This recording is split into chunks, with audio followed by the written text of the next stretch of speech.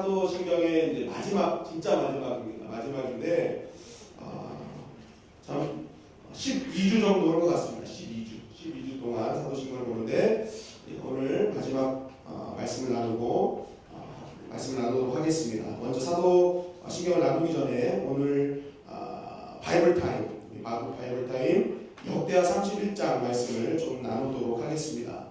오늘 다 읽으셔서 알겠지만 역대하 31장 말씀은 어떤 말씀입니까?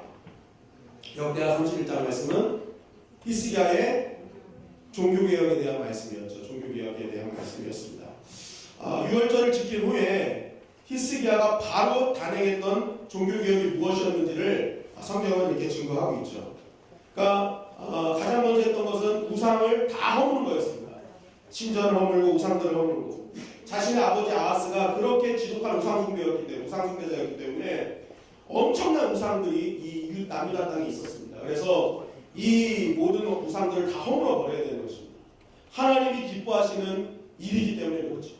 그래서 우상의 그런 제단들, 신전들을 다 얼어버리고, 오늘 새벽에 우리 강도사님이 말씀하신 것처럼 그가 어릴 때부터 자라면서 본 아하스, 자신의 아버지 철저히 우상 숭배하는 그 모습, 이 가나안 신이었던 몰렉에 드리는 예배 있지 않습니까? 자녀들을 제물로 드리는 이러한 예배를 어릴 때부터 봐왔던 히스기야가 그 마음속에 있는 그러한 모든 것들까지도 다 없애버리는 그런 완전한 그런 종교개혁이 시작된 것입니다.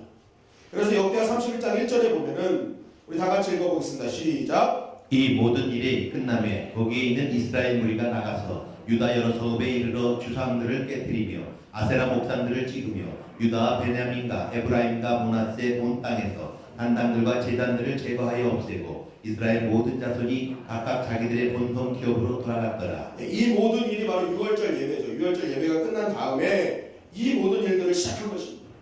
그리고 나서 연속적으로 나온 것이 무엇입니까? 하나님의 모든 기뻐하시는 일에 적합한 자들을 세우는 것이었습니다. 곳곳마다 배치하는 거죠. 이 사람이 이게 더 적합하니까 이렇게 세웠어요. 가장 적합한 사람들을 세우면서 자신뿐만 아니라 온 나라와 민족의 하나님을 믿게 하는 시스템을 만들어버린 것입니다. 그러니까 그 유월절 예배를 통해 기쁨이 넘쳤거든요. 그런데 이 하나님께서 주신 이 영적인 기쁨이 소멸되지 않도록 곳곳마다 사람들을 배치해서 이러한 모든 영적인 기쁨과 예배의 그런 어떤 능력이 계속적으로 유지할 수 있도록 온 나라를 시스템화 시켜버린 것입니다. 그러니까 이 종교개혁이, 히스기야의 종교개혁은 엄청난 거죠. 엄청난. 제가 이 히스기야의 종교개혁을 이렇게 바라보면서 깨달은 것이 있었습니다. 그것은 오늘 새벽에도 아주 귀한 말씀으로 이간에 받았는데, 저는 또 이런 깨달음이 있었어요. 내가 올바른 예배를 드렸는가? 내가 한 번의 예배를 드릴 때 지금 예배를 드리잖아요. 이 예배를 드릴 때 지금 내가 올바른 예배를 드렸나 드리지 않았는가의 이 차이, 정말 이것을 증명할 수 있는 방법은 예배를 드릴 때는 알 수 없다는 것입니다. 언제 알 수 있느냐? 바로 내가 예배를 드린 후에 이 예배당을 빠져나가는 순간부터 알 수 있다는 거예요. 무슨 말이냐면 이 히스기야가 6월절 예배를 드린 후 그 자리에 기쁨이 넘쳤어요. 그런데 히스기야는 그 기쁨을 그 자리에서만 유지한 것이 아니라 삶으로 나가버린 겁니다. 삶으로 나가서 하나님과의 관계가 방해되는 것들, 또한 하나님이 기뻐하시지 않은 것들을 다 부숴버린 것이죠. 그러니까 이 히스기야의 예배는, 6월절 예배는 정말 바람직한 예배였음을 알 수 있는 것입니다. 제가 지난번에도 늘 말씀드렸던 것이, 영적인 예배는 생각하는 예배라고 말씀을 드렸습니다. 영적인 예배는 생각하는 예배다. 이 예배가 내가 하나님 드리기에 바른 예배인가? 이런 생각하는 것이죠. 그러니까 히스기야는 영적 예배를 드린 것입니다. 6월절 기간 동안 생각합니다. 바른 예배자로서 이제 내가 해야 될 일은 무엇인가? 이토록 기쁨을 주신 하나님께 내가 예배당을 빠져나가서 해야 할 일은 무엇인가? 생각한 것입니다. 그리고 우리가 예배를 월십이라고 하는데, 가치와 신분이라는 단어가 합쳐진 거죠. 최상의 가치를 드릴 뿐이라는 뜻입니다. 그러니까 내가 드릴 최상의 가치는 뭘까? 이것을 히스기야는 생각한 것이죠. 그때 결정적으로 생각난 게 그거였습니다. 삶의 예배다. 이 예배당을 빠져나가서 내가 드려지는 삶의 예배가 정확해야 나는 바른 예배자로 살았던 것이다 라고 생각하게 된 것입니다. 여러분, 우리도 때로는 나의 예배에 대한 의심이 있습니다. 나는 어떤 예배자지? 내가 오늘 정말 바른 예배를 드렸나? 내가 정말 바른 예배를 드리고 있나? 라는 궁금증이 우리 가운데 몰려올 때가 있다는 것입니다. 그런데 그것을 알 수 있는 방법은 단 하나입니다. 예배당에서의 기쁨이 아니라 예배당을 빠져나간 후에 내 기쁨이 유지되고 있는가? 빠져나가서 예배에 깨달았던 하나님이 내 삶 가운데서도 그 하나님이 나를 주장하고 계시는가? 내 생각을 주장하고 계시는가를 깨달으면 내가 바른 예배를 드렸는지 아닌지를 알 수 있는 것입니다. 그래서 바른 예배자는 예배의 순간만 거룩하지 않습니다. 빠져나간 후에도 하나님보다 먼저 되는 것을 내 삶 속에서 다 깨우치는 것입니다. 하나님과의 관계를 방해하는 모든 불순물을 제거하는 사람은 이 예배를 바람직하게 드린 것입니다. 왜냐하면 이 예배를 통해 하나님을 만났기 때문이죠. 하나님을 경험했기 때문이죠. 그 하나님을 경험하고서 삶에서 내 마음대로 산다는 것은 말이 되지 않는 것입니다. 그런데 문제는 우리의 육신이 연약하기 때문에 이것을 날마다 한다는 것이 쉽지 않아요. 그렇기 때문에 히스기야처럼 시스템화 시켜야 되는 것입니다. 그것이 무엇이냐? 정해진 시간을 놓고 기도하는 시간, 정해진 시간을 두고 말씀 듣고 보는 시간을 만들어 놓는 것입니다. 그리고 내가 어떤 예배 시간이든 간에 그 시간에는 약속을 만들지 않는 것이죠. 완전히 시스템화 시키는 것입니다. 내가 이때는 양보하지 않는다. 내가 이 시간을 양보하지 않는다. 또 성도와의 올바른 계속적인 교제를 나누고 내가 힘들 때마다 나를 영적으로 코치해 줄 수 있는 영적인 메소드를 곳곳에다 배치해 놓는 것입니다. 그래서 내가 힘들 때마다 그냥 부지불식 중에 찾아간 곳이 딱 가봤더니 거기에 목사님들이 계시고 거기에 교부장님들이 계시고 장로님들이 계시고 목자들이 있는 것입니다. 이것에 곳곳이 내가 시스템화 딱 시켜놓으면 내가 어떤 상황이든지 영적으로 무너지지 않고 끝까지 하나님을 경배하는 믿음의 사람이 될 수 있는 것입니다. 이렇게 우리가 바른 예배자로 삶을 통해 삶의 예배조차 모든 것이 시스템화 시킬 때 우리에게 어떤 은혜가 임하느냐? 바로 오늘 말씀 역대하 31장 21절이 이렇게 증거합니다. 우리 다 같이 읽겠습니다. 시작. 그가 행하는 모든 일, 곧 하나님의 전에 수종드는 일에나 율법에나 계명에나 그의 하나님을 찾고 한 마음으로 행하여 형통하였더라. 히스기야가 행하는 모든 일, 하나님의 전에 수종드는 일이나 율법에나 계명에나 하나님을 찾고 한 마음으로 행하여 형통하였다. 하나님께 최선을 다해 모든 일에 하나님께 최선을 다하는 이런 시스템화시키는 그러한 일들을 감당하니까 그의 삶이 형통했다는 것입니다. 여러분 마찬가지로 우리가 이 예배당을 벗어난 순간부터 우리가 진짜 예배자로 살아갈 때에 그 예배자의 모습으로 하나님께 최선을 다할 때에 하나님은 우리에게 형통의 은혜를 부어주실 줄 믿습니다. 그것이 오늘 우리에게 주시는 하나님의 말씀인 거예요. 너의 삶의 모든 것을 영적으로 시스템화시켜라. 그냥 되는 대로 살지 말고 영적인 일이 먼저 우선시 될 수 있도록 곳곳에다가 거기 하나님과 방해하는 불순물을 제거하고 그 자리에다가 하나님을 더 잘 섬길 수 있는, 하나님을 더 잘 믿을 수 있는 그 모든 것으로 만들어 놓으라는 것이죠. 그래서 그것만 보면 형통해지는 것이죠. 그래서 오벳에돔 집에 그 하나님의 법궤가 들어갔을 때 그 집이 복을 받은 것입니다. 왜냐하면 그 집 중앙에는 법궤가 있으니까 오벳에돔은 일어날 때 밖으로 나가면 법궤가 보이는 거예요. 그러면 자기 마음속에 있는 모든 것들을 하나님 중심으로 생각하기 시작한 것이죠. 법궤가 있으니까 그의 모든 삶이 하나님 중심이 되니까 하나님이 그 가정에 복을 내려 주신 것입니다. 여러분 마찬가지로 우리의 모든 삶이 이러한 영적인 시스템화시키고 정말 내가 이 예배의 자리가 아닌 삶에서의 예배가 회복될 때 오늘 히스기야의 형통이 나의 형통이 될 줄 믿습니다. 오늘 우리가 날마다 형통함을 얻는 저와 여러분들이 되시기를 간절히 바랍니다. 자, 이제 사도신경 들어가겠습니다. 사도신경 오늘은 따라하시겠습니다. 성도가 서로 교통하는 것. 네. 성도가 서로 교통하는 것. 이것이 무엇인지를 말씀드리겠습니다.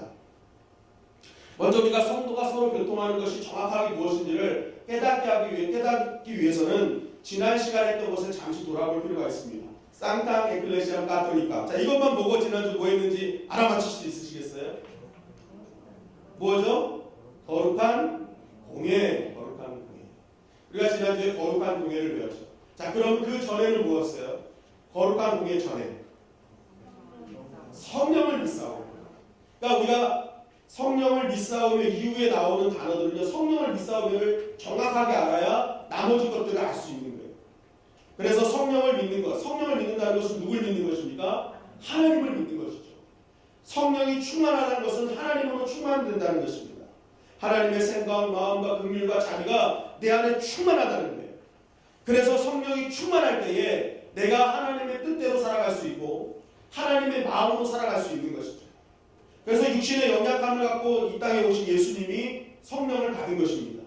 왜냐하면 그래야 누군가를 위해 헌신하고 죽으실 수 있기 때문에 하나님 마음 없이는 할 수 없는 것입니다. 육신적으로 할 수 없는 거예요. 그래서 예수님은 이 제자들에게 성령 받은 것을 권면하신 것입니다. 명령하신 거예요.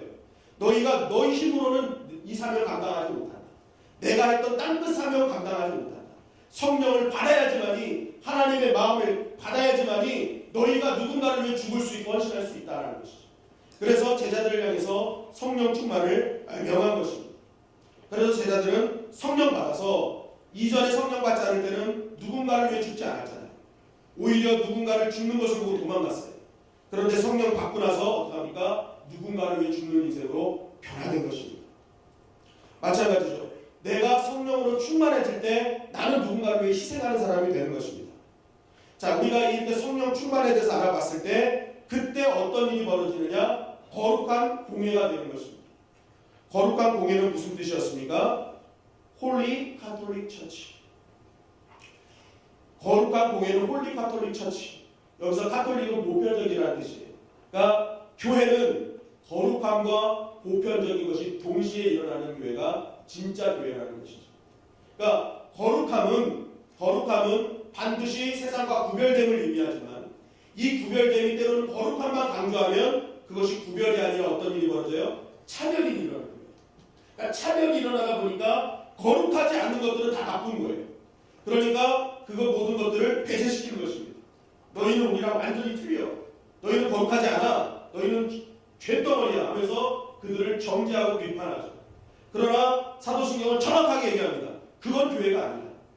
아무리 죄인이라 할지라도 그 사람들이 들어와서 예수님을 통해서 변화되는 것, 그런 보편적인 교회가 되어야 된다. 실제적으로 예수님은 어떻습니까? 나는 의인을 부르러 온 것이 아니라 죄인을 부르러 왔다.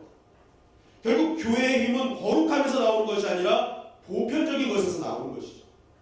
보편적인 힘을 갖고 세상에 나아갈 때에 그 가운데서 이제 거룩함, 구별된 모습으로 살아갈 때 교회가 교회답게 되는 것입니다. 그때 세상 사람들이 교회로 들어오는 것이죠. 근데 보편함이 없는 거룩함으로만 갖고 나가면 사람들은 그러한 거룩함에 거부반응을 일으키는 것이죠. 그래서 성경은 이 보편적인 것, 거룩함과 보편적인 것이 동일하게 가야 된다는 것을 의미하는 것입니다. 누구나 받아들일 수 있는 보편적인 힘, 그 힘을 갖는 교회가 진짜 교회가 될 수 있음을 증거하는 것이죠. 그래서 예수님은 거룩하셨지만 보편적이셨던 것입니다. 거룩함을 가지고 세리들한테 가시고 창녀들한테 가시고 어부들한테 가신 것입니다. 그래서 보편적인 모든 사람들을 만나셔서 진짜 교회가 무엇인지를 삶으로 보여주신 것입니다. 마찬가지로 우리 주님의 영광교회가 하나님께서 원하시는 보편적인 교회, 거룩한 교회가 되기 위해서 어떻게 해야 됩니까?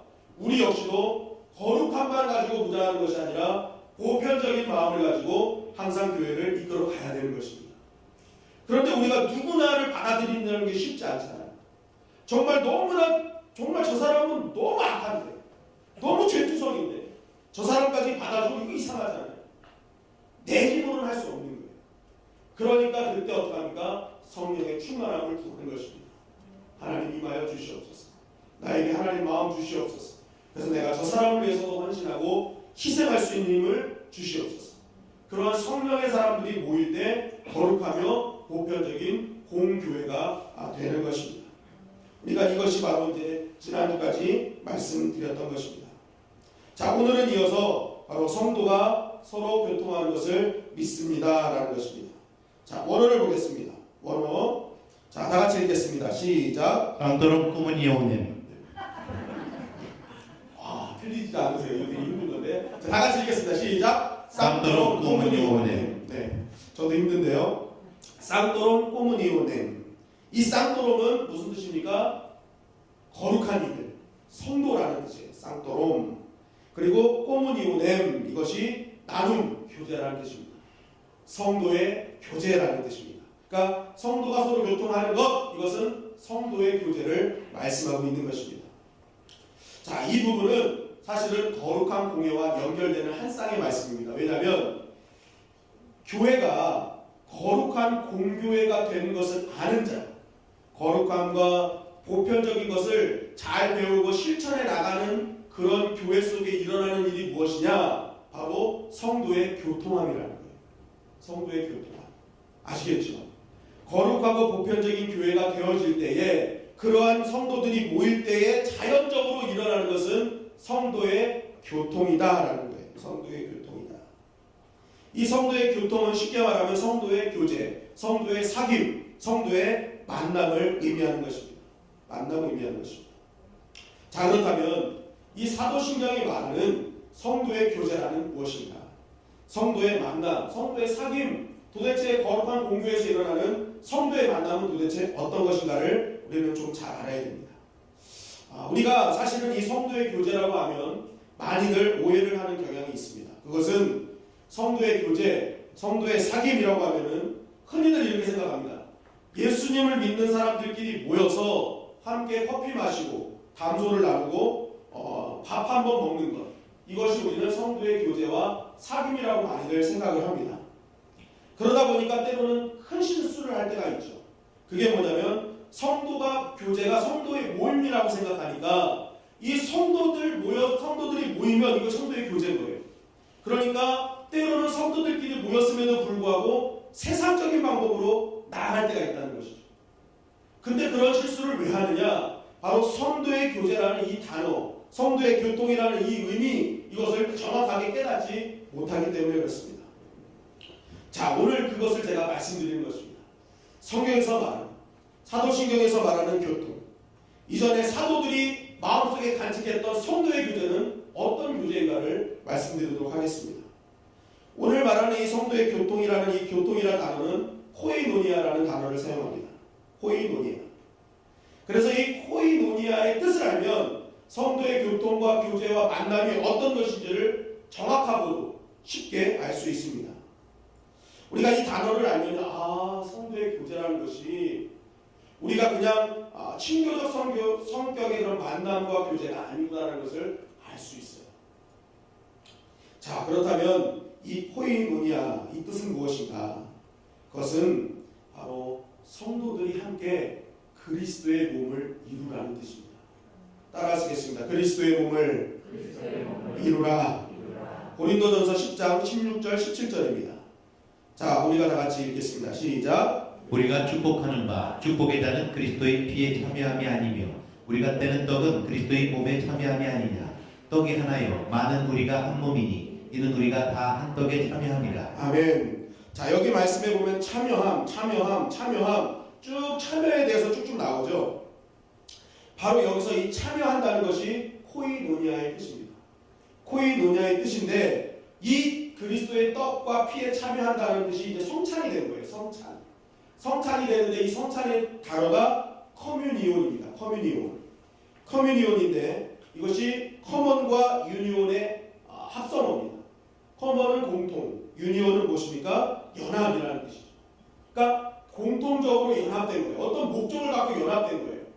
그것이 무엇이냐? 성찬에 참여하는 거예요. 그러니까 코이노니아는 성찬을 의미합니다. 그런데 성찬이 무엇이냐? 주 그리스도의 몸을 이루는 거예요. 내가 그리스도의 몸과 하나됨, 연합됨을 말하는 것이 바로 성찬이죠. 결국 코이노니아, 성도의 교제는요, 교통하면요, 하나님 앞에서 그리스도의 몸을 이루는 만남이 되어야 한다고 성경은 말씀하고 있는 것입니다. 즉 성도가 교통한다, 만난다, 교제한다라고 할 때 그때 우리가 앉아서 커피 한 잔 마시는 게 교통함이 아니에요. 교제가 아니란 말입니다. 그 만남 속의 만남은 그리스도의 몸을 이루는 만남이 되어야 된다는 것입니다. 정말 그 한 사람 한 사람 모두가 그리스도의 몸으로서 그리스도의 몸으로 어떻게 내가 지체가 될 수 있는지, 서로가 그 지체를 만들어주고 그 지체에 영향을 가할 수 있는 그러한 만남을 이루는 것이 성도의 교제라는 것이죠. 커피 한 잔 마시고 밥 먹는 게 교제가 아니라는 것입니다. 그렇다면 우리가 이러한 온전한 그리스도의 몸을 이루기 위해서 해야 될 일이 무엇이냐는 거예요. 첫째는 따라하겠습니다. 다양성을 인정하자. 우리가 참된 성도의 교제, 그리스도의 몸을 이루기 위해서는요, 다양성을 인정할 수 있어야 되는 거예요. 여러분, 몸을 이루는 지체들을 보면 너무나 다양하지 않습니까? 이 머리만 보더라도 눈, 코, 입, 귀가 다 있고요. 눈, 코, 입, 귀. 눈, 코, 입, 귀가 다 있고요. 이 몸통에도 보면 팔도 있고요. 다리도 있고요. 이 몸통 안에는 수많은 뭐가 있어요? 장기들이 있습니다. 그리고 이 장기들을 보호하는 갈비뼈, 근육들이 있고요. 척추가 있고 뼈 사이사이마다 관절들이 있고, 정말 모든 것들이 다 지체들이 모여서 어떻게 됩니까? 몸을 이루고 있는 거예요. 그러니까 우리는 우리의 생명, 우리의 몸은요, 우리 몸을 이루고 있는 지체는요, 하나도 다른 게 없는 거예요. 우리 몸을 다 이루고 있는 거예요. 필요하지 않는 게 없는 거예요. 다 필요한 것입니다. 그래서 고린도전서 12장 18절 21절 보면, 그러나 이제 하나님이 그 원하시는 대로 지체를 각각 몸에 두셨습니다. 하나님이 다 알아서 몸에 두신 거라는 거예요.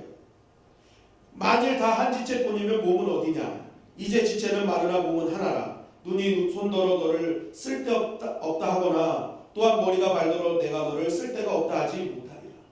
쓸모없는 것이 없다는 것이죠. 다 쓸모가 있다는 거예요. 하나님께서 다 필요해서 곳곳마다 배치를 시켜 놓으셨다는 것입니다. 그러면서 고린도전서 12장 27절도 이렇게 말씀합니다. 너희는 그리스도의 몸이요 지체의 각 부분이라. 그러니까 너희는, 성도들은 그리스도의 몸을 이루는 지체들이다 라고 말하고 있는 것입니다. 여러분, 바로 성도의 교통함이 바로 이런 것이라는 것입니다. 교회는 다양한 사람들이 모인 것입니다. 성격도 다르고, 나이도 다르고, 성별도 다르고, 생각도 다르고, 자라온 환경도 완전히 다 다른 것입니다. 그러니까 그 사람들이 그러한 다른 것이 있기 때문에 나와는 다 다를 수밖에 없어요. 그러나 다르지만 각자마다의 역할이 있다는 것입니다. 하나님께서 지정해 주신 역할이 있다는 거예요. 그래서 이 성도의 교통은 언제 일어나느냐? 바로 그것을 인정할 때, 아, 저 사람 나랑 너무나 달라, 틀려, 정말 이상해 라고 하는 것이 아니라, 아, 저런 사람도 하나님께서 몸을 이루시기 위해서 불러주셨구나. 저 사람은 팔이구나, 나는 입인데, 저 사람은 다리구나, 나는 발가락인데, 어떤 그러한 것들을 서로 인정을 할 때에 비로소 그리스도의 몸을 이룰 수 있는 것이죠. 그런데 많은 사람들이 이것을 깨닫지 못하니까 성도의 교제가 온전히 이루어지지 않고, 그러한 모임 속에 하나님의 충만한 은혜가 나타나지 않는 것입니다. 그렇기 때문에 참 성도는 어떤 사람입니까?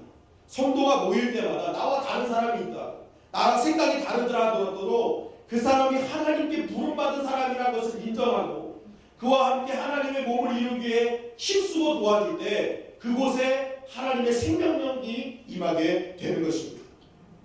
그러니까 다르다고 정죄하고 비판하지 않는 것이죠. 저 사람도 주님의 몸임을 위해 부름받았다는 것을 인정할 때 진정한 코이노니아가 실현되는 것입니다. 여러분, 성도가 언제 가장 교통하겠습니까? 여러분들 그 성도와의 교제 모임 속에 가장 교통함이 일어난 적이 언제라고 생각을 하십니까? 여러분들의 목장 가운데는 그런 교통이 일어나고 있습니까? 목장이 모일 때. 혹시 그 목장 모임이 그냥 친교적인 목장 모임으로 끝나고 있지는 않습니까? 주님은 오늘 그렇게 하지 말라는 것이죠. 목장 모임의 목적을 두라는 것입니다. 우리 목장은 이제부터 그리스도의 몸을 이루기 위한 팔로서의 역할을 감당하겠다.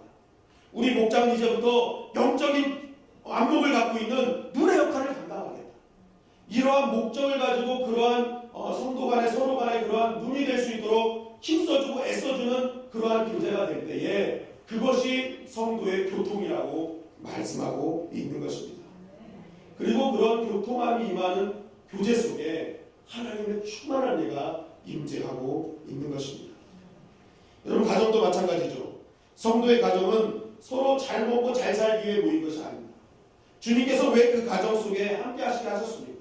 거기도 성도의 모임이거든요. 다른 것이 아닙니다. 내 남편과 내 부인, 내 자녀를 온전히 그리스도의 지체로 만들기 위해서 가정을 허락하신 것입니다. 내 남편 돈 잘 벌어와가지고 내 우리를 먹이기 살리기 위해서 내 남편을 주신 것이 아니에요. 물론 남편의 사명은 그렇습니다. 내 가족을 부양하는 것 필요합니다. 그러나 실제적으로 주님께서 그 가장에게 원하시는 것은 그 가장을 통해 그리스도의 몸을 이루게 하시는 하나님의 뜻이 있는 것입니다. 내 부인에게도 내 자녀에게도 마찬가지인 것입니다. 어떤 권사님이 그 동창회를 나갔다. 마피노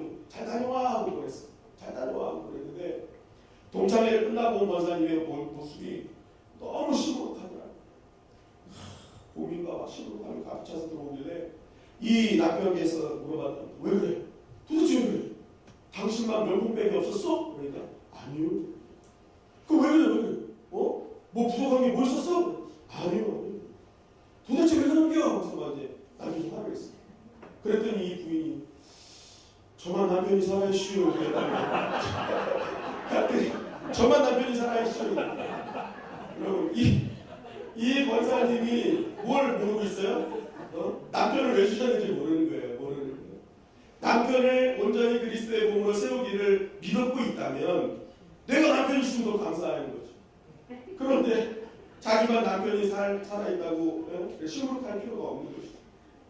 여러분, 내 가정도 그리스도의 지체로서 온전히 살려야 될 줄 믿습니다. 주님이 그걸 위해서 우리를 부르신 것입니다. 그러한 성도의 정말 교제, 그러한 성도의 교통이 일어나는 가정을 통해서 주님은 진정한 하나님의 은혜로 온전한 가정으로 세워주시는 것이죠. 그렇게 볼 때 우리 교회에 서로 다른 모습이 보여지는 것은 저주가 아닙니다. 따라하시겠습니다. 축복이다. 다름이 많을수록 축복인 것입니다. 왜냐하면 그 다른 지체들이 다 주님을 위해서 사용되기 시작할 때 얼마나 놀라운 일들을 감당하겠습니까? 어떤 교회는 최장이 없어요. 비슷비슷하니까 다 똑같은 일만 하는 거야. 그런데 우리 교회는 최장이 있어요. 저는 담당이 없거든요. 쓸개 빠지면. 근데 그 교회도 담당의 역할을 하는 사람이 있으면 얼마나 좋습니까? 제가 그래서 고기를 이제는 세금밖에 못 먹어요. 담당이 없어요. 담당이 소화가 잘 안 돼요. 고기를 먹어요. 그런데 그 역할을 감당하는 사람이 있으면요, 교회에 막 영적인 소화가 막 일어나는 거예요. 막 문제가 있을 때 그 사람이 딱 담당 같은 사람이 딱 들어가면요, 막 그 안에서 소화가 일어나는 거예요. 여러분들은 쓸개 있는 사람들이 되시기를 간절히 바랍니다. 저처럼 쓸개 빠진 놈이 되지 마시고 쓸개 있는 사람. 그러니까 각자 필요성에 맞춰서 하나님이 다 보내주신 거예요. 그러니까 그것을 보고 내가 판단할 필요가 없는 거예요. 정지할 필요가 없는 거예요. 아, 저 사람도 저기에 불러서 가는 거구나. 저 사람도 저기 필요해서 하나님 부르셨구나. 이런 것을 인정을 할 때 진정한 코이노니아로서의 교회가 회복되는 것이죠. 둘째는 바로 나누는 교회가 되어야 한다는 것입니다. 이 코이노니아는 나눈다는 뜻이에요. 고린도후서 9장 13절입니다. 자, 우리 다 같이 읽겠습니다. 시작. 이 증거로 증거를 삼아 너희 그리스도의 복음을 진실히 믿고 복종하는 것과 저희와 모든 사람을 섬기는 너희의 후반 연보를 인하여 하나님께 영광을 돌리고. 네, 너희의 후한 연보를 인하여 하나님께 영광을 돌리라 했는데, 여기서 후한 연보라고 된 단어가 원문에 보면 코이노니아로 되어 있습니다. 코이노니아. 즉 이것이 코이노니아로 된 이유는 무엇이냐? 바로 진정한 성도의 교통은 나의 것을 털어서 마치 내 몸을 보살피듯이 나의 주변에 있는 성도들을 섬기는 일이 진짜 코이노니아라고 말하고 있는 것입니다. 진짜 성도의 올바른 교제는요, 내 것을 털어서 내 몸처럼 남을 살피는 것, 내 것을 나누어 주는 것, 그것이 코이노니아라는 것입니다. 그것이 참된 교제라고 말씀하고 있는 것이죠. 그렇기 때문에 교회는요, 내가 무엇을 얻으려고 오는 것이 아니라 내 것을 비우러 오는 것입니다. 내 것을 나눠주러 오는 장이 바로 교회인 것이죠. 그래서 에베소서 4장 7절 12절 우리 한 절씩 교독하시겠습니다.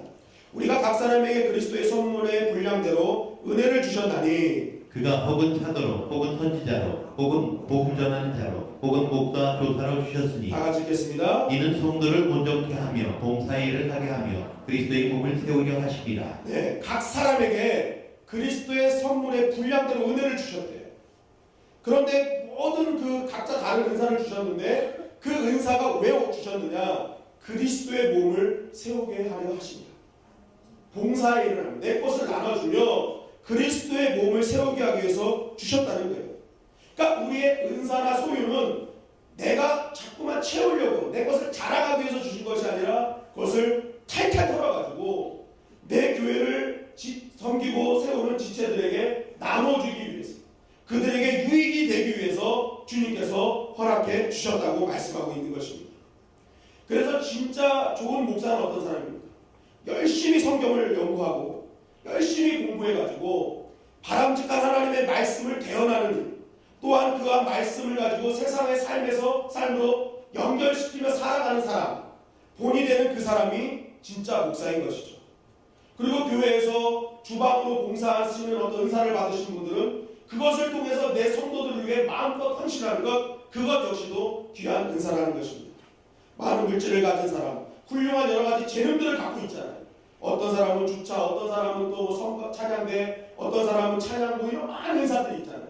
그런 것들을 내 자랑으로 삼으려고 하는 것이 아니라 내 주변에 있는 성도들을 세워주고 그 사람들의 모든 것을 채워주기 위해서 그것을 나타낼 때에 그것이 진정으로 하나님께서 원하시는 성도의 교통이 된다는 것입니다. 그렇기 때문에 난 교회 가서 얻는 것이 없어서 난 교회 못 가겠어라고 말하는 사람은 정말 잘못된 것입니다. 교회는 얻으러 가는 것이 아닙니다. 교회는 무엇인가 내가 얻으려고 가는 것이 아니라 내 것을 어떻게 하는 거예요? 나눠주러 가는 거예요. 내가 갖고 있는 은사, 내가 갖고 있는 모든 것들을 다른 사람 위해 나눠주기 위해서 가는 것이 진정한 성도의 교제라는 것이죠. 그래서 우리가 성도들이 모일 때마다 어떤 일을 해야 됩니까? 거기서 나눠주는 일을 해야 되는 것입니다. 내가 받은 은혜를 나눠주고, 아멘. 아무도 안 하시네요. 내가 받은 은혜를 나눠주고, 내가 받은 물질도 나눠주고, 내가 정말 그러한 모든 것들을 나눠줄 때에 거기에 진정한 성도의 교통이 이루어지는 것입니다. 그런데 바로 이것이 있는 거예요. 다양성을 다 인정하고, 내가 어렵게 버는 것을 내가 누구에게 나눠준다? 내가 정말 눈물 뿌려 기도했던 은혜를 나눈다? 물론 나눌 수 있죠. 그런데 이건 한두 번은 할 수 있어요.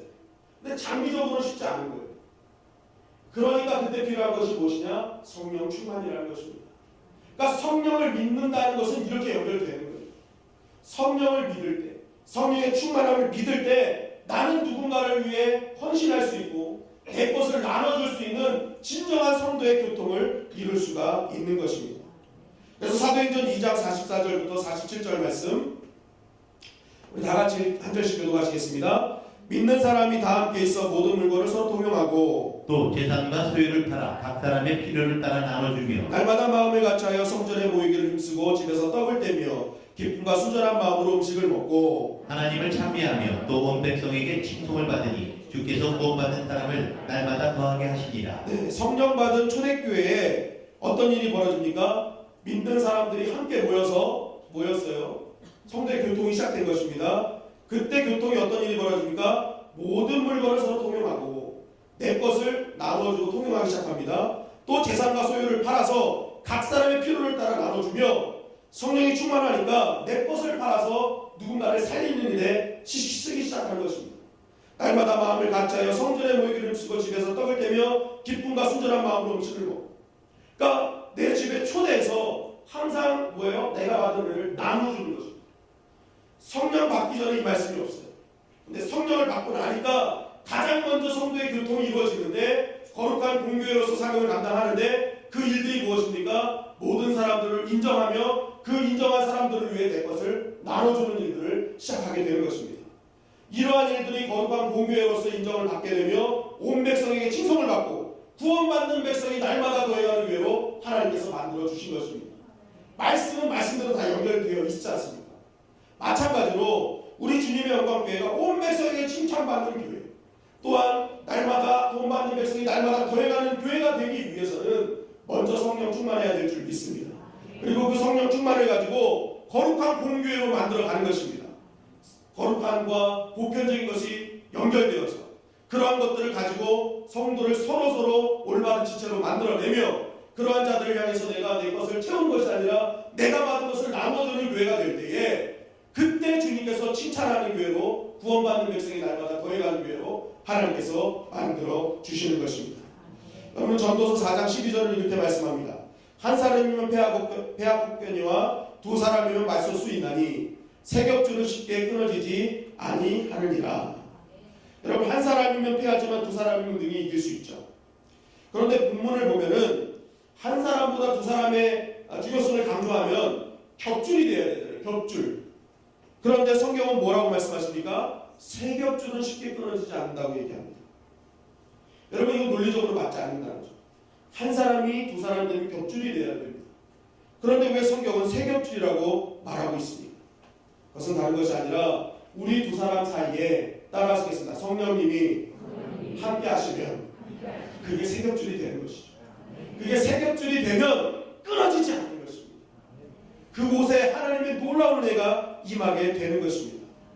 즉 세겹줄이라는 이 단어는요, 성도의 거룩한 교제, 두 사람 이상이 모인 그곳에 성령님이 함께할 때에 결국 아름다운 성도의 교통과 진정한 교회로서의 삶을 감당할 수 있음을 이 전도서 말씀은 우리에게 증거하고 있는 것입니다. 여러분, 앞으로 우리의 목장 모임은 변화되어야 될 줄 믿습니다. 우리 목장 모이면 그냥 만나서 세상 이야기하고 그냥 이 사람 저 사람 고민만 들어주고 하는 게 아니라 정말 그 목장 모임 안에서 저 사람을 내가 어떻게 하면 그리스도의 지체로 만들어낼 수 있을까? 우리 목장 모임을 통해 우리 목장이 얼마나 하나님께서 쓰임받을 수 있는 지체가 될 수 있을까라는 몸을 이루는 그러한 목장 모임으로 우리가 비전을 삼을 때 각 목장들이 그런 비전을 꿈꿔보십시오. 그 목장들이 모이면 그리스도의 몸이 되어줄 줄 믿습니다. 그 몸이 된 교회를 주님께서 칭찬하시고 그 교회를 사용해 주시는 것입니다. 그러므로 우리의 모든 모임이 이제는 달라지기를 원합니다. 정말 거룩한 공교회로서 진정한 성도의 교통이 이루어지는 교회가 되길 간절히 바랍니다. 그럴 때에 주님은 우리 교회를 칭찬하실 것입니다. 구원받는 백성이 날마다 더해가는 교회로 사용해 주실 것입니다. 더 해야겠죠? 마무리해야겠죠? 네. 자, 짧게 하고 넘어가도록 하겠습니다. 자, 이제 성도가 서로 교통하는 것 하면은 그 다음에 뭐가 나옵니까? 죄 사함의 복이다. 죄를 사하여 주시는 것. 죄를 사하여 주시는 것. 여러분, 주님께서 죄를 사하여 주심을 믿습니까? 네. 주님께서 죄를 사하여 주심을 믿습니까? 네. 그런데 이것을 믿지 못하시는 분이 있어요. 왜냐하면 내 눈에 하나님이 보이지도 않고 주님이 보이지도 않는데 어떻게 이것을 믿을 수 있어? 또 때로는 어떻게 합니까? 이것을 우리가 뭐예요? 용서해 주신 믿는 것이 그게 수반돼야 되잖아요. 하나님 계시다는 것입니다. 그리고 더 중요한 건 무엇입니까? 내가 죄인임을 자각해야 된다. 죄를 사하여 주시는 하나님을 믿는다고 할 때에 더 먼저 수반돼야 될 게 내가 죄인임을 고백해야 되죠. 내가 죄인임을 알지 못하면 어떻게 합니까? 내가 죄 용서에 대한 문제를 갖고 나올 필요가 없는 것입니다. 자신이 의인이라고 생각하는 사람은 하나님의 용서도 예수님의 복음도 필요 없죠. 결국 죄 용서는 내가 먼저 죄인임을 자각할 때 일어나는 현상인 것이죠. 그런데 그것을 누가 하시느냐? 따라하시겠습니다. 성령님이 하시는 거예요. 자, 그래서 요한복음 16장 7절 8절 말씀을 우리가 다 같이 읽도록 하겠습니다. 요한복음 16장 7절 8절입니다. 시작. 그러나 내가 너희에게 실상을 말하노니 내가 떠나가는 것이 너희에게 유익이라. 내가 떠나가지 아니하면 보혜사가 너희에게로 오시지 아니할 것이요 하면 내가 그를 너희에게로 보내리니 그가 와서 죄에 대하여 의에 대하여 심판에 대하여 세상을 책망하시리라. 네. 또 다른 보혜사는 성령님이라고 했습니다. 성령님이 오시면 그가 와서 뭐 하신다는 거예요? 죄에 대하여 의에 대하여 심판에 대하여 세상을 책망하십니다. 그러니까 성령님이 하시는 일은 무엇입니까? 내 죄를 들춰주시는 거예요. 넌 죄인이야. 넌 죄를 졌어. 그러니까 성령님께서 죄를 들춰주시니까 나 죄인임을 자각하고 주님 앞에 나의 죄 용서를 위해서 회개하는 것이죠. 그러니까 성령을 믿는 자만이 이 죄 용서의 고백을 할 수 있는 것입니다. 다음은 부활이죠. 죄를 사하여 주시는 것과 다시 사는 것이죠. 부활.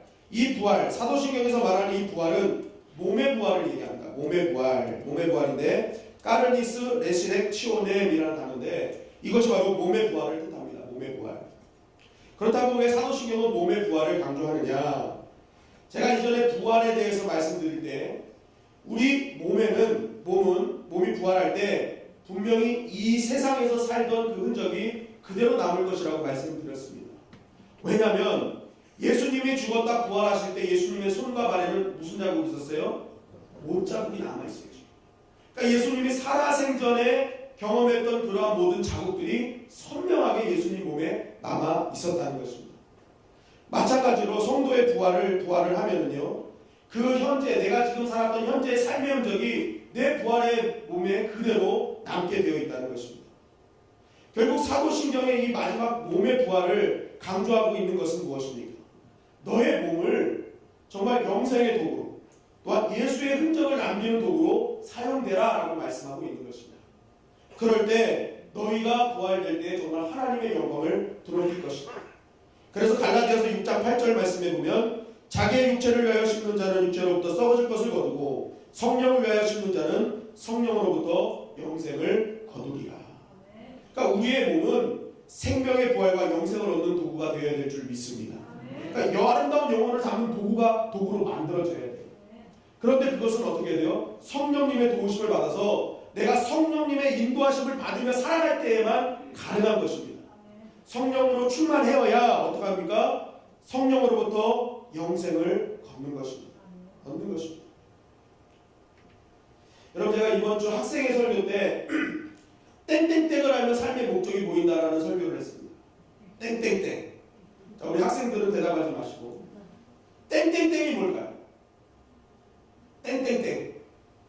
이거 맞추시는 분은요, 우리 이성광 강도사님이 커피를 사주실 겁니다. 제가 안 사줄 거고요. 우리 이성광 강도사님이 커피를 사주실 거예요. 땡땡땡. 땡땡땡. 우리 학생들은요, 너무 영적이라 대답이 뭐 예수님, 하나님, 성령님, 십자가 막 다 나왔어요. 다 나왔어요. 야, 그래서 야, 우리 학생 수준이 이 정도구나. 그 담당 목사 누군지 참 대단하다. 그런 생각을 했는데, 네, 그 담당 목사 저입니다. 어쨌든 땡땡땡이 뭘까요? 땡땡땡. 땡땡땡. 웅변사님 이거 쉽지 않죠? 네, 쉽지 않죠. 강도사님 나눠줄 수 있는 성도의 교통을 할 수 있는 기회가 사라졌습니다. 네, 이 땡땡땡이 뭐냐면요, 영수증입니다. 영수증. 영수증을 보면은 내 삶의 목적이 뭔지 알 수 있다는 거였어요. 이게 뭐냐면 한 달간 내가 쓴 영수증을 딱 모아보면요, 내가 만약에 패션에 관심 있는 사람은 대부분의 지출이 패션 쪽에 다 지출이 되어 있는 것을 보게 됩니다. 음식을 좋아하는 사람은 대부분 지출이 음식 먹는 것, 식당의 영수증이 다 지출되어 있죠. 그러니까 대부분 영수증이 모아놨을 때 내 한 달간의 삶의 목적이 무엇인지를 볼 수 있는 거예요. 그러니까 영수증만 보면 삶의 목적을 알 수 있죠. 마찬가지로 우리 인생의 나중에 부활한 몸을 보면 우리의 인생의 삶의 목적이 무엇인지를 정확하게 알 수 있는 것입니다. 우리 몸은 인생의 영수증이거든요. 그러니까 내가 딱 부활했을 때 내 몸에 남은 흔적들을 보면 내가 무엇을 목적을 갖고 살았는지를 정확하게 알 수 있다는 거죠. 그래서 오늘부터 우리는 어떻게 살아야 됩니까? 내 몸을 더욱더 하나님께서 보시는 영광의 도구로 사용되어야 하는 것이죠. 이 땅에 남은 사람들은요, 내 몸의 흔적을 보고 저 사람이 어떻게 살았는지를 알 수 있는 것입니다. 이 땅뿐만이 아니라 하나님 나라에서도 마찬가지죠. 서로의 몸을 보면서 저 사람 진짜 하나님의 영광을 위한 도구로 사용되었구나. 이런 것들을 우리의 몸을 통해 알 수 있는 것입니다. 결국 우리가 우리의 몸을 지금 이 시간에 바르게 가꾸고 바른 몸으로 사용되는 것은 굉장히 중요한 것이죠. 더 아름다운 영광체로 우리가 하나님께 나아가기 위해서 이 현세에서 우리는 더욱더 나의 몸을 아름답게 가꾸어야 될 줄 믿습니다. 영적으로 잘 다듬어 놓는 것입니다. 그러면 이 땅에서도 물론이요, 하나님 나라에서도 영광받는 것이 되는 것입니다. 마지막으로 빅담, 에테르남, 영원히 사는 것을 믿는다는 것입니다. 영원히 사는 것을 믿는다. 영생을 믿는다는 것은 영생을 믿는다. 나는 영생을 믿는다라는 건데, 이 영생을 믿는 자는 어떤 사람이냐? 성령에 충만한 사람만 영생을 믿을 수 있습니다. 왜냐하면 영생을 믿는다는 것은 영생을 본다는 거거든요. 내세의 삶을 본다는 거거든요. 하나님의 나라를 본다는 것이죠. 그런데 이 하나님의 나라를 어떤 사람만 볼 수 있어요? 성령이 임한 사람만 볼 수 있는 것입니다. 그러니까 성령이 임한 사람이 내세를 보니까, 천국을 보니까 지금 이 땅에서 무엇이 옳고 그른지를 다 볼 수 있는 것이죠. 지금 나의 삶이 비록 힘들고 어렵지만 이 땅에서 내가 어떻게든지 미랄로 살아가는 것입니다. 왜? 나에게는 영생이 있기 때문에, 나에게는 천국이 기다리기 때문에 내가 이 땅에서 미랄의 삶을 살 수 있는 것이죠. 육체의 목이 잘려나가는 사도 바울이 왜 그곳에서 끝까지 하나님의 복음의 파수꾼으로 살았습니까? 그것은 지금이 끝이 아님을 믿었기 때문에 그렇습니다. 영생을 보는 성령의 사람이었기 때문에 그는 당장 목이 잘려나가도 그 자리에서 미랄의 삶을 살았던 것이죠. 작가 가브리엘 엑셀이라는 사람이 이런 말을 했습니다. 천국에서 하나님께 보여드릴 수 있는 것은 우리가 이 세상에서 하나님을 위해 포기하는 것이다. 하나님께 우리가 딱 하나님 나라 갔을 때 보여드릴 수 있는 것은 하나님 때문에 포기한 것만 주님께 보여드릴 수 있다는 것입니다. 우리는 이 땅에서 내가 주님 앞에 무엇인가 한 것을 주님 앞에 갖고 갈 거라고 생각을 해요. 그러나 그렇지 않다는 거예요. 진짜 주님 앞에 갖고 가는 것은 주님을 위해 포기한 것입니다. 하나님 원하시는 이거 됐고요, 저거 됐고요. 그것은 하나님 앞에 자기 의가 되는 것입니다. 내가 하나님 앞에 내가 이런 걸 해놨으니까 나 어떻게 해주십시오라는 거예요. 그런데 자기 의는 성경에서 철저한 자기 죄입니다. 그러니까 하나님이 보기 원하시는 건 뭐예요? 하나님 나라를 위해 포기한 것들을 보시는 거예요. 하나님 나라를 위해 내 자존심을 포기하고 하나님 나라를 위해 내 시간과 물질과 에너지를 포기한 그 포기한 것들을 주님이 다 보고 계시는 것입니다.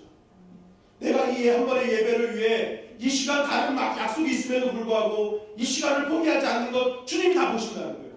금요 기도회도 마찬가지. 금요 기도회를 위해서 내가 정말 하나님 나라를 위해서 그 시간을 지켜나간 것, 정말 세상의 모든 것들을 포기한 것, 그것을 주님께서 보시는 것입니다. 놀라운 것은 포기하면 하나님이 채워주시는 줄 믿습니다. 포기한 만큼 하나님 나라에서 되돌려 받는 것입니다.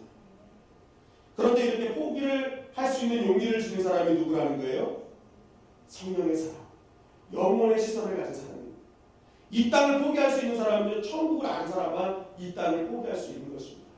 내 생각, 내 자존심, 내 모든 것을 정말 십자가 앞에 다 내려놓을 수 있는 사람은 성령 충만한 사람인 것입니다. 그러므로 오늘 우리가 그 영혼의 시선을 갖길 원합니다. 성령의 사람 되어서 천국을 바라보므로 말미암아 내가 이 시대, 이 현세에서 내 것을 요구하는 사람이 아니라 하나님의 나라를 이루며 정말 내가 더욱더 그 사람을 위해서 낮아지고 십자가에 감춰지는 그러한 삶이 될 때에 더욱더 하나님 우리의 삶을 통해 영광 받아주실 줄 믿습니다. 자, 이것으로 이제 사도신경이 끝났습니다. 우리 이제 사도신경을 끝나는 기념으로 전체 사도신경을 우리 한번 다 같이 읽어보도록 하겠습니다. 사도신경 전문 다 같이 시작. 전능하사 천지를 만드신 하나님 아버지를 내가 믿사오며 그 외아들 우리 주 예수 그리스도를 믿사오니 이는 성령으로 잉태하사 동정녀 마리아에게 나시고 본디오 빌라도에게 고난을 받으사 십자가에 못 박혀 죽으시고 장사한 지 사흘 만에 죽은 자 가운데서 다시 살아나시며 하늘에 오르사 전능하신 하나님 우편에 앉아 계시다가 저리로서 산자와 죽은 자를 심판하러 오시리라. 성령을 믿사오며 거룩한 공예와 성도가 서로 교통하는 것과 죄를 사하여 주시는 것과 몸이 다시 사는 것과 영원히 사는 것을 믿사옵나이다. 아멘. 자, 다 아멘 하셨죠? 다 아멘 하셨습니다. 이 아멘은 어떤 말인지 아십니까? 응? 이 말씀은 진실입니다. 이 말씀을 믿습니다. 이 말씀이 이루어질 것을 확신합니다. 난 이 말씀에 동의합니다라는 뜻입니다. 그러니까 여러분들은 이 사도신경 고백으로 아멘이라고 하는 것은요, 이 고백이 나의 진정한 진심입니다라고 고백한 것입니다. 이 고백이 내 삶 가운데 이루어질 것임을 믿습니다라고 고백한 것입니다. 그러니까 이 고백은 입술로 내가 끝내지 않고 내 삶으로 지켜나가겠습니다라는 고백을 여러분들은 지금 하신 것입니다. 중요한 것은 여러분들이 이게 입술의 고백이 아닌 삶의 고백으로 연결시켜 나갈 때 하나님 그 안에서 아름다운 신앙의 열매들을 맺혀주실 줄 믿습니다. 여러분, 믿습니다라는 단어는 꺼내둡니다. 꺼내둡니다. 내 생명을 다해, 내 심장을 다해 믿겠습니다라는 단어입니다. 앞으로 우리 사도신경의 고백을 내 심장의 고백으로 여기고 그 심장을 다해 하나님께 나아감으로 말미암아 하나님께서 허락하시는 영원한 생명과 이 땅에서의 은혜를 경험하는 저와 여러분들이 되시기를 주님의 이름으로 간절히 축원합니다.